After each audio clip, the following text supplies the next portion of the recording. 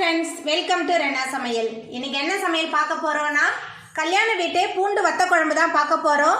ரொம்ப சுவையான இந்த வத்த குழம்பை ரொம்ப எளிமையான முறையில் சூப்பரா செய்யலாம். அந்த சுவையான கல்யாண வீட்டு பூண்டு வத்த குழம்பு எப்படி செய்யறதுன்னு வாங்க பார்த்துடலாம்.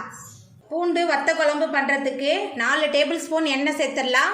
நல்லெண்ணெய் சேர்த்துக்கிறேன். நல்லெண்ணெய் சேர்த்தாதான் வத்த குழம்பு நல்லா சுவையாக இருக்கும். எண்ணெயும் கொஞ்சம் தாராளமாக விட்டுக்கலாம். எண்ணெய் நல்லா சூடாகி வரட்டும். எண்ணெய் நல்லா சூடாகி வந்துட்டு இப்போ இதில் 1.5 டேபிள் ஸ்பூன் வெந்தயம் சேர்த்துடலாம். வெந்தயம் சேர்த்து வெந்தயம் நல்லா பொரிய ஆரம்பிச்சிருச்சு. 20 போல் பூண்டு சேர்த்துக்கலாம். அதுக்கப்புறமா 25 சின்ன வெங்காயம் சேர்த்துக்கலாம்.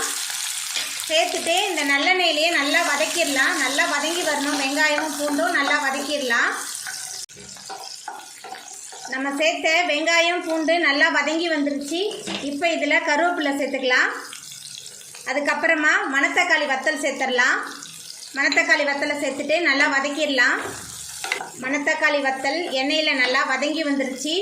இப்போ இதில் 2 தக்காளி பழத்தை விழுதாக அரைச்சி வச்சுருக்கேன். இப்போ தக்காளி பழம் விழுத சேர்த்துடலாம். தக்காளி பழத்தோட பச்சை வாசனை போகிற அளவுக்கு நல்லா வதக்கிடலாம். தக்காளி நல்லா வதங்கி வந்துருச்சு. இப்போ இதில் வத்த குழம்பு தூள் 3 டேபிள் ஸ்பூன் சேர்த்துக்கலாம். அதுக்கப்புறமா குழம்புக்கு தேவையான அளவுக்கு உப்பு சேர்த்துக்கலாம். கொஞ்சமாக பெருங்காயத்தூள் சேர்த்துட்டு இந்த எண்ணெயிலே கொஞ்சம் நேரத்துக்கு நல்லா வதக்கிடலாம். நம்ம சேர்த்த மசாலா எண்ணெயோடு கலந்து நல்லா வதங்கி வந்துருச்சு. இப்போ இதில் புளி தண்ணி சேர்த்துக்கலாம். அதுக்கப்புறமா மிக்ஸி ஜாரை கழுவி அந்த தண்ணியை சேர்த்துக்கலாம். சேர்த்துட்டு நல்லா கலந்து விட்டுடலாம். சேர்த்துட்டு நல்லா கலந்தாச்சு. இப்போ ஒரு மூடி போட்டு நல்லா வேக வச்சிடலாம். எல்லாமே நல்லா கலந்து கொதித்து வெந்து வரட்டும். எண்ணெய் பிரிஞ்சு மேலே வரணும். அது வரைக்கும் நல்லா கொதித்து வேகட்டும்.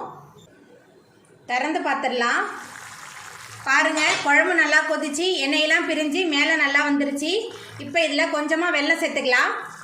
வெல்லம் சேர்த்துட்டு நல்லா கலந்து விட்டுட்டு நம்ம அடுப்பு ஆஃப் பண்ணிடலாம். நம்மளோட சூப்பரான பூண்டு வத்த குழம்பு சூப்பராக ரெடி ஆகிட்டு அவ்வளோதாங்க. நம்மளோட சுவையான கல்யாண வீட்டு பூண்டு வத்த குழம்பு ரொம்ப சூப்பராக ரெடி ஆகிட்டு நீங்களும் உங்கள் வீட்டில் இந்த சுவையான வத்த குழம்பை அதுவும் கல்யாண வீட்டு ஸ்டைலில் செஞ்சு பாருங்கள். இந்த வீடியோ உங்களுக்கு பிடிச்சிருந்தா லைக் பண்ணுங்கள், ஷேர் பண்ணுங்கள், கமெண்ட் பண்ணுங்கள், சப்ஸ்கிரைப் பண்ணுங்கள். அப்படியே பக்கத்தில் உள்ள பெல் பட்டனையும் கிளிக் பண்ணிடுங்க. நன்றி.